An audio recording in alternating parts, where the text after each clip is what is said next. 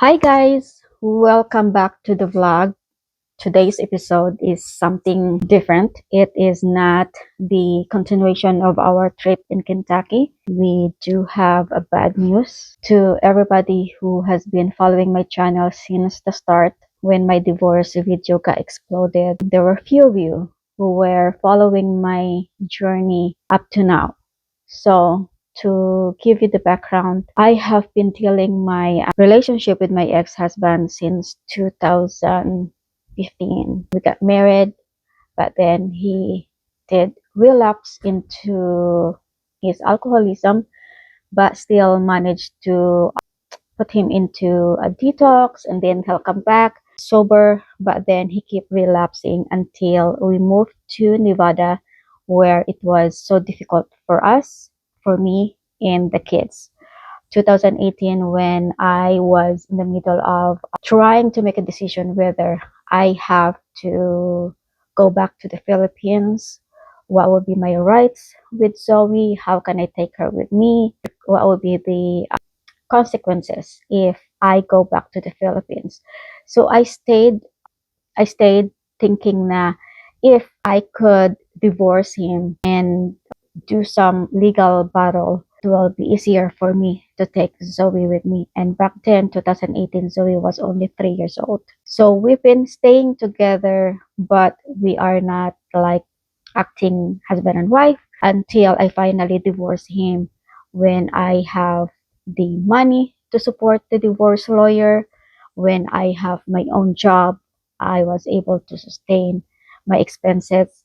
I was able to pay our rent. I was able to run the family household with my own income. And last year, when we had to modify the allocation of our parenting rights with Zoe, technically, my divorce lawyer proposed to have a full custody of Zoe, and he will have rights to see Zoe when he can. But he sober up himself to prove that he can have rights with Zoe. So what happened? He hired a lawyer, and when he hired a lawyer, we have to modify the allocation for Zoe.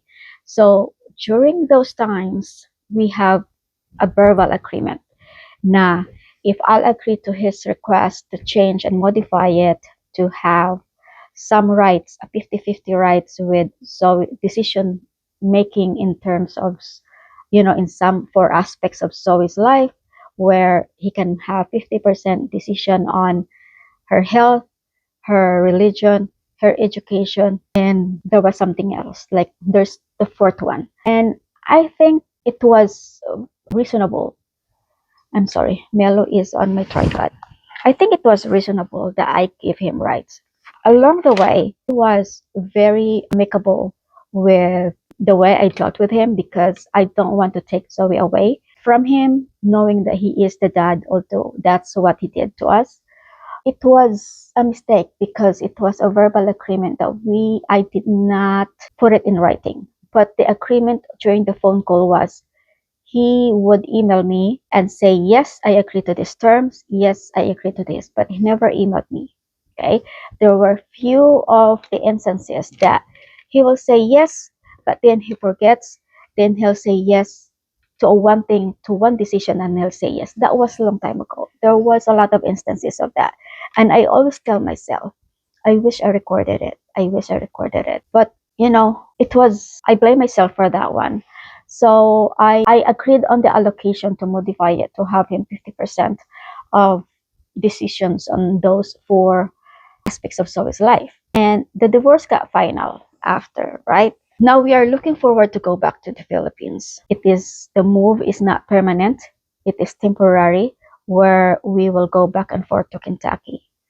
Prior Tommy, I was already willing to go back to the Philippines. There's a pause because I was also thinking about the legal battles between Zoe. How can I take her with me to the Philippines? And I know it's going to happen. And I thought the divorce would finalize it and would put like a stop into my fear way back to that. And it happened again. So last night, so we had conversations in the past few weeks. I told him that, hey, we are planning to go back to the Philippines. It's because the two girls will be enrolled in the Philippines, and for us to keep our budget and to be able to sustain the cost of living, we need to go back to the Philippines, which is basically, yes, it's getting expensive here in US and it's been out everywhere, right? The inflation. And to me, I'm like, it's not reasonable to keep working, and all of your income will just go to your bills, which is unreasonable to me to keep working hard, earning like thousands of money, but you're still living paycheck to paycheck. While if we bring that money, $6,000 to the Philippines, it is a lot. You will have a comfortable life. Then I will be able to afford the girls, two girls in school. Plus, I will be able to send Zoe to a private school. So that's the general idea of us moving back to the Philippines. Plus, Tammy is retiring, and to have a retirement money on hand, it is a fixed income that it's not the same as you are working in the corporate world. It's kind of like three-fourths of your income is gone, right? I'm still able to bring my job remotely and come back here, do in person when I can. The company already said yes to that, and I'm kind of like heartbroken last night because I talked to him the week prior we went to Kentucky, and he said, "Why don't you send me your proposal? I'll see if I can agree." So I talked to him again last week, and he was still like 100%, 1000%. He said he thinks it is not the best interest of Zoe to go back in the Philippines. So mind you guys, I give him an offer, the intent. I give him like an intent, a letter of intent to relocate. And I laid out everything. What would be the parenting plan? What will be the help, the extended help that we are going to offer? So I'll read it to you. So this will be the first time that I will share this to anyone. This is just me thinking about everything that I think I was very considerate. I was so friendly with him. Although after all what he did to us, I put away the grudges. I put away the hate, the anger. It's because of Zoe. And he doesn't change. He's not very considerate with how would I feel breaking up, like leaving behind Zoe. What's the feeling of Zoe that, we will leave her behind? And also, what will be the consequence? Or it's hard to explain. He has no consideration over, the relationship of Zoe between her siblings, with me, her grandma. So my argument is the extended family here in US, he barely see them. In fact, Zoe did not see her eldest sister, her half eldest sister, haven't seen her at all. There's only one time, a 30-minute meet up during my mother-in-law's funeral. And she wasn't even engaging to Zoe. She wasn't engaging to anybody. She has two children, and then the two girls are like a zombie, doesn't know anyone, doesn't talk. Then there's another sister that we had few instances that we went to her house, but they are also recovering addicts. She has a couple of children. She has three children that are, I don't know. Then there's like a lot of pit bulls in her house. It's like a zoo. There's so many animals. And they were also, they're lucky that I did not report them during the time that Brent last, I don't know, 2 years ago, took Zoe to go there. And then Zoe got like a pit bull bite in her face. They're lucky that I did not report them to the police. I wish I did. I am so forgiving that all of this cost me today. Like, all of this cost me hardship today. And then there's another uncle who is in Florida that we barely see. The last time we saw him was 21, no, 22 during the funeral of my ex-in-law. And he has adopted children. One is also, has a problem. The other girls has no interest of seeing Zoe, no intention of trying to, to mingle with you. They're connected through adoption. They're not connected through blood. So there's no, if you can tell, like they're already in their mid-20s, Zoe is only 10. So there's no interest of like mingling with Zoe. And then there's another sibling who has chronic kidney cancer. They haven't seen each other. I keep asking, have you seen your Uncle Glenn? She said no. Then there is another aunt who lives so far away, who is so workaholic and don't I haven't seen her at all. I haven't heard with her at all. Nothing. Then there's another uncle. That one I like him because he was the one who helped us during the heights of Brent's alcoholism. He was the one who was calming down the situation. He was the one who will give me some advices. And they met last time. They went to Michigan. They went to like about a week. They went out for a week. So that one I have no problem with Carrie. But just like for extended family here in US, they only see each other when it is emergency. Someone is dying, someone goes to funeral, and with his family, they don't have Thanksgiving meetups. They don't have Christmas gathering meetups. Nothing. Birthdays, you're lucky if you get invited. So while in the Philippines, like there is, Zoe has no grandparents here at all. Nothing. Okay. She has no close relation to her aunt, to her cousins. There's no grandpa, there's no grandma. Well, there's only one grandma left, which is my mom, and my mom is already 70 years old. And the 6 months of their bonding is not enough. And I want Zoe to have that chance to band with her grandma for the last time. Like who knows, right? You cannot predict when the person will expire.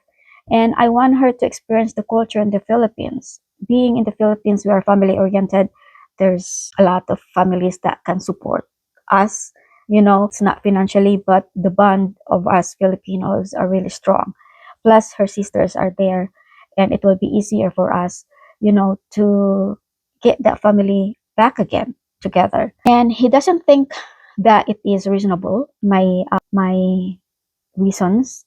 He thinks that I can survive here now. Why would I go to the Philippines? So he questioned that. And it's not up to him. He wants me to stay here in US until Zoe is in college. And it's not up to him to hold me in my neck wherever I want to go. And I'm not holding him either.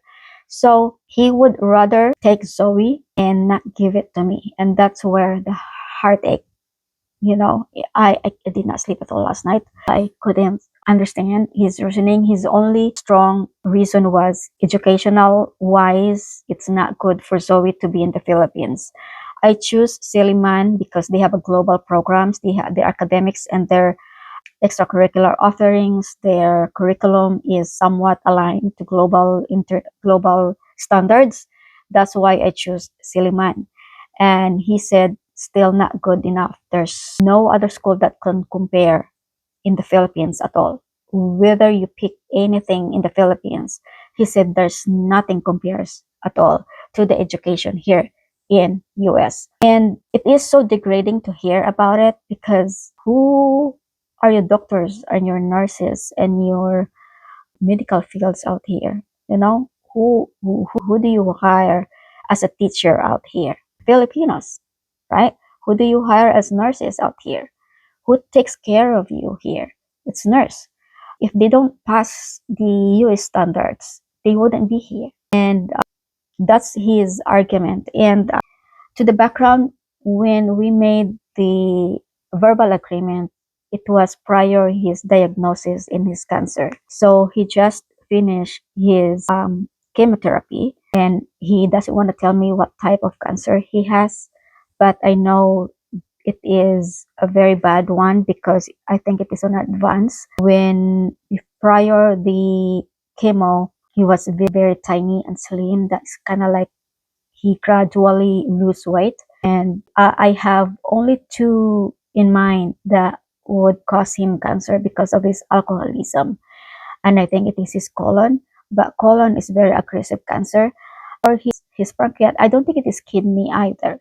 So he said that he is cancer free, and I doubt it because the last time he told me there's still 0.29% of his cancer, but it is not aggressive after the chemo. And maybe he has a placebo effect of his chemo right now that he feels good and, alive and kicking.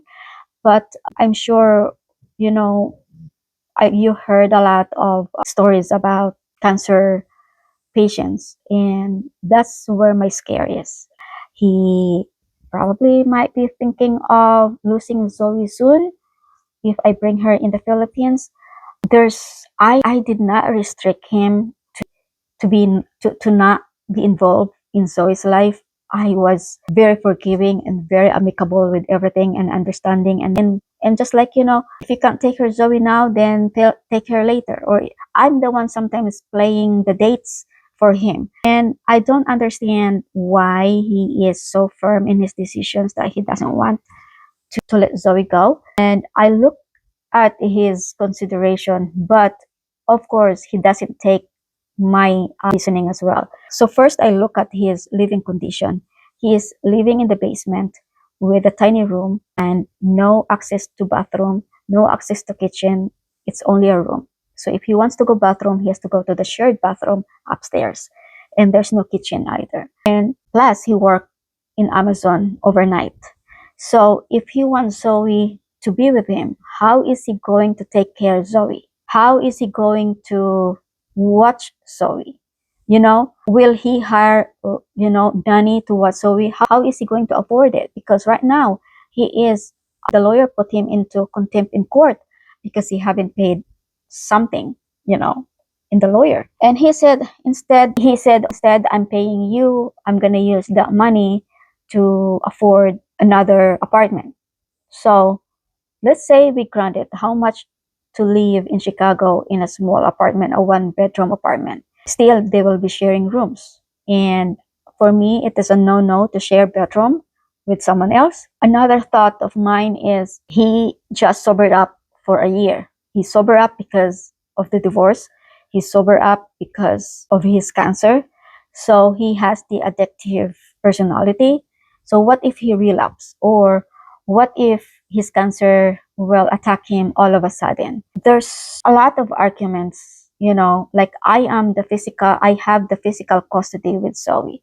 He can see Zoe every other week on the weekend only. That's all he did. But I have a lot more influence with Zoe, and I'm not sure if the court will side me for the relocation outside the country. It is already difficult to move 10 miles more than what the court tells you. How much more me moving outside the country? So here's my proposal to him. So I did consider some parenting plan for him to be able to communicate with Zoe in a long distance. And my letter to him was, I'm writing you formally to inform you the intent to relocate our daughter Zoe to the Maggiore City, Philippines, where she will reside during the school year and attend Silliman University. This decision has been carefully considered with her best interests as the priority. I want to assure you that this relocation is not intended to diminish your relationship with her, but to provide with her high quality education at a reputable university, daily stable and supervision in a low stress household, close contact with her extended family, including her grandmother, her sisters, cousins, and relatives, exposure to her Filipino culture, heritage, language, and traditions, financial and emotional stability that is difficult to provide in the US at this time. Which, yes, I expressed it to him. For me to be able to afford and budget what we have, will be moving to the Philippines temporarily. So, proposed visitation and communication plan. To ensure the continued involvement in her life, I propose the following. Number one, communication. Regular video calls and phone calls at least 3 times a week or daily if schedules allow. Daily messaging as mutual agreement. Then number two is annual visitation. You will have 2 weeks of in-person visitation per year. Visits may occur in the US or in the Philippines depending on scheduling and travel feasibility. So with this one, we will finance, and if he wants to come to the Philippines, we will pay his ticket back and forth. Or if not, so we will bring Zoe here in the US. Additional visits, holiday visits may be arranged as the child grows older and schedule allows. Travel and notification. I will provide you with the full school calendar, school address, a house or apartment address in the Philippines prior leaving, travel itineraries at least 30 days in advance, emergency contact, monthly updates regarding her education, health, and activities. So that's what I give him a letter, but he did not sign it. I said this relocation is made in good faith, prioritizing Zoe's educational, emotional, and cultural development while ensuring you remain a central and active part of her life.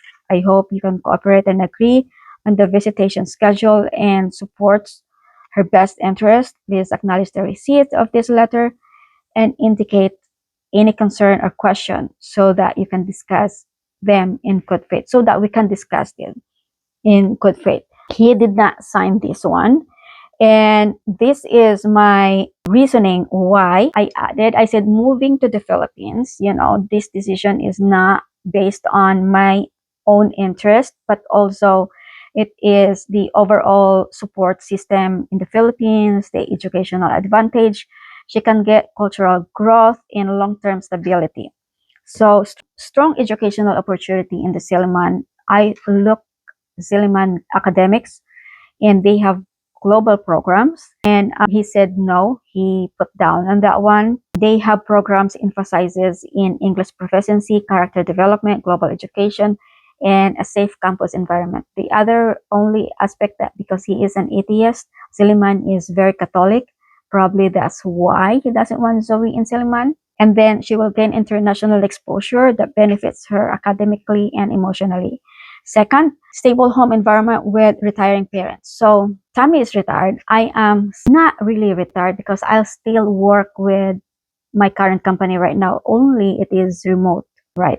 So this creates the consistent daily routine, something that is harder to maintain here in US, which both adults or all of us are working. Strong family support system. In the Philippines, she will be surrounded with grandma, sister, cousins, aunts, and extended family who can provide her emotional support, guidance, cultural belonging, family bonding. Unlike in US where family gatherings rarely happen except in major events or emergencies, she will have active family connections instead of distant relationships. And he kind of like criticized me of this one and he said, so what do you think here? Zoe has no extended family and Zoe has no connection with her family. Well, yeah, to think about it, they haven't seen each other for a year, more than a year. Strong family support system in the Philippines, right? Cultural identity and personal development. She will learn and experience Filipino culture, language, values, and traditions that she hasn't fully been exposed to. Knowing her cultural background strengthens her self-esteem, her sense of identity, and emotional grounding. This is something that cannot be fully taught in the US school system. And I want Zoe to be exposed to our culture too. Continued relationship with her father. So her relationship with her dad remains protected and maintained. There will be regular daily communication through FaceTime calls and messaging, guaranteed 2-week in-person visits every year or more depending on schedule and finances.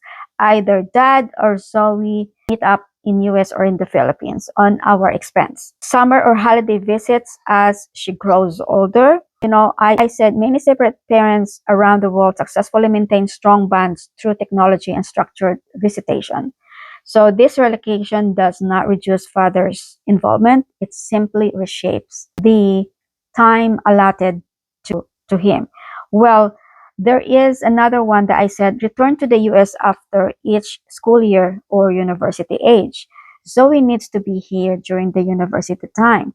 But prior the university years, I propose Zoe will return to US after every year, after every school year. So she will return to the United States after every school year, giving her continued connection to her dad, friends, environment here in US. This ensures she has balanced bicultural upbringing and does not lose ties to the US. Return to the US full-time when she reached college. He said no to this. Instead, what he said was he take it in reverse. So we stay in US, you can take her 3 months. He thinks I'm going to bite it. But knowing him, he will make an agreement, but then he doesn't follow through. The court still asked him to send me a copy of her college fund that it is transferred on Zoe. Until now, it's not happening. So every time he has advantage over, he take advantage of me, and then when I say yes, then he will keep inching up, inching until I lost everything. So we are going to lawyer up. And if the lawyer will say, or if the judge will say, I cannot bring Zoe to the Philippines, then I need to protect my rights as a mom because I know very well what's going to happen. And I know he will try to erase me in Zoe's life, which is so unfair because I did not do it to him.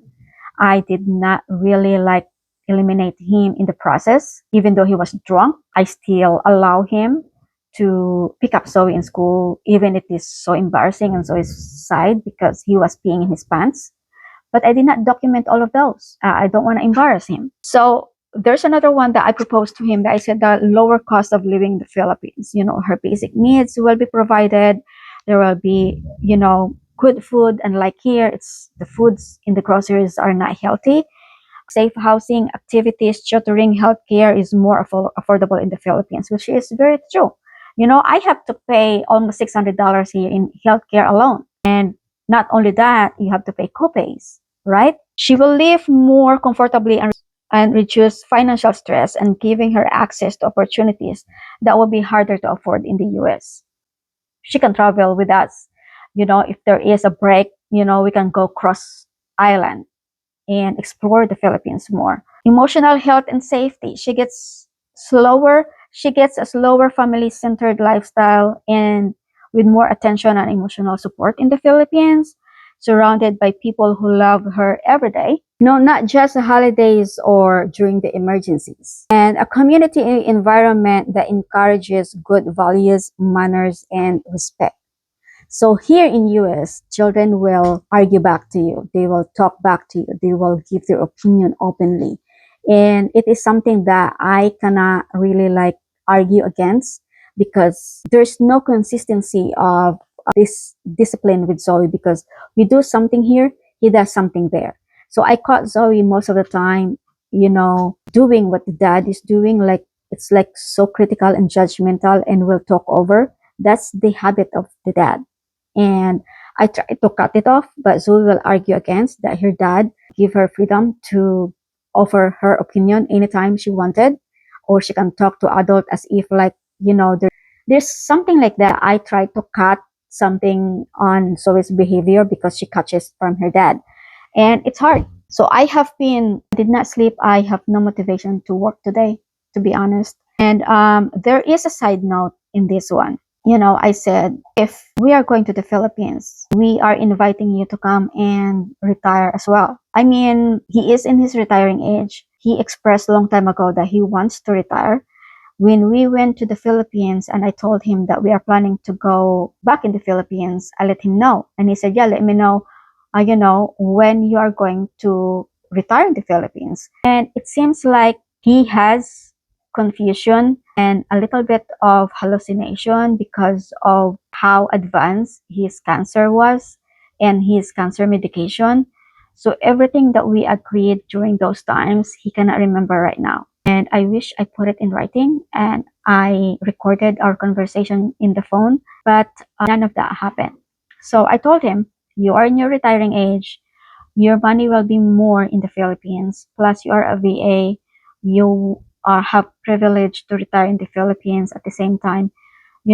Tommy said if he is going to have medical issues, Tommy will extend his help and, drive with him, travel with him, or anything, just, it is just to make everything easy and happy. Tommy will pay for his relocation package to go back to the Philippines, and he said no to that. I think there's a big issue because of his chemo and his checkups and his cancer.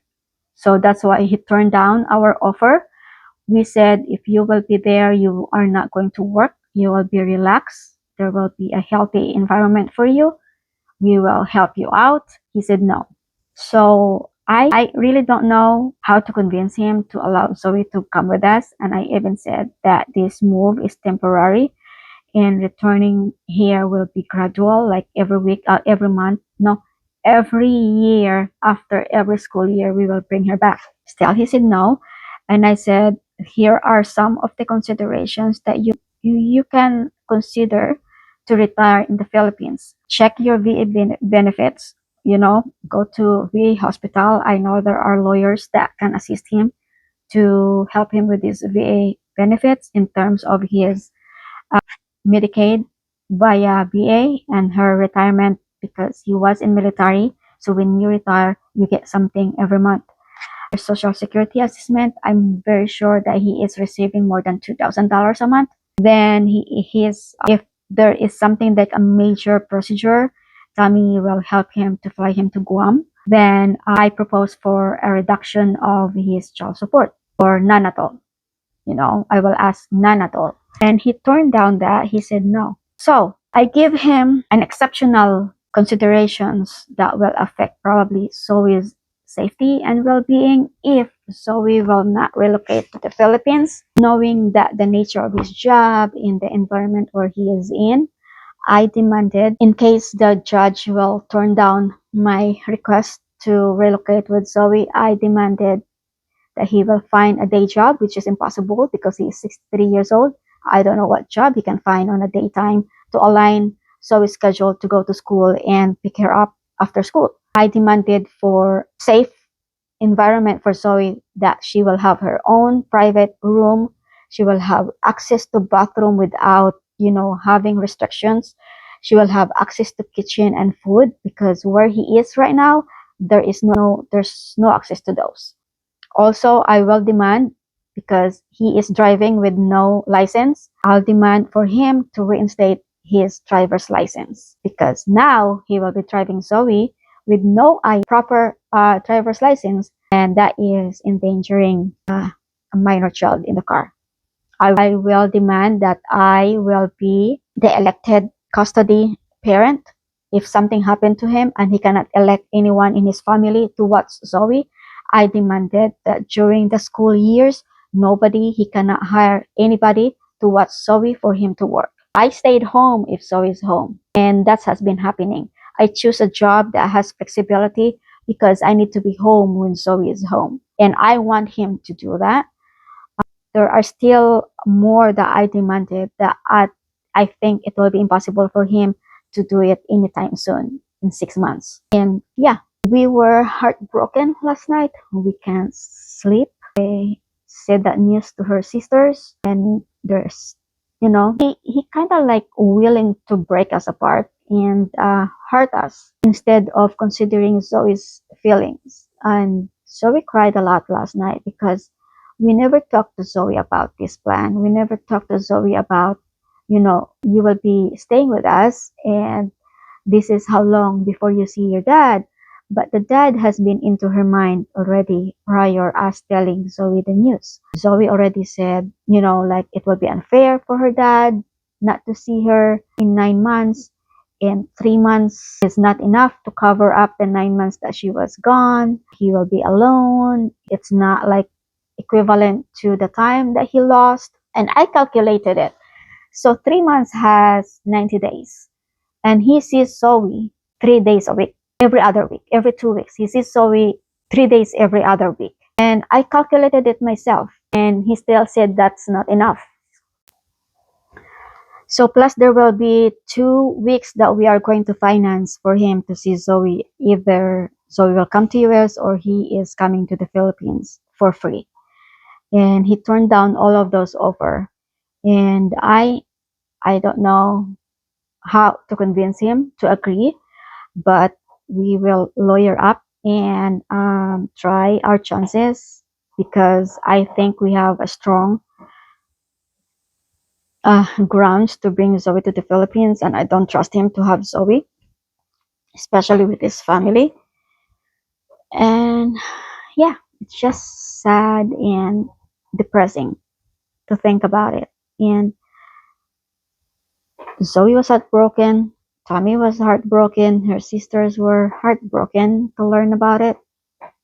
And my only hope that he would agree that I can bring Zoe to the Philippines if there is no school. Like, let's say the end of the school year, there will be 2.5 months that Zoe is not in school. My only hope is he will agree that at least those times I can bring Zoe to the Philippines and bring her back. And what's gonna happen between me and Tommy, we plan about it. We plan about the schedules around Zoe. is if we bring her back by August for the beginning of the school year, we will be staying in Kentucky, but also we will be renting a spot somewhere here in Illinois to park the RV close by and see her every day as much as we can. Then fly back to the Philippines in December and come back again in June to pick her up. It is, I don't know how I'm gonna feel during those times because it's not happening yet.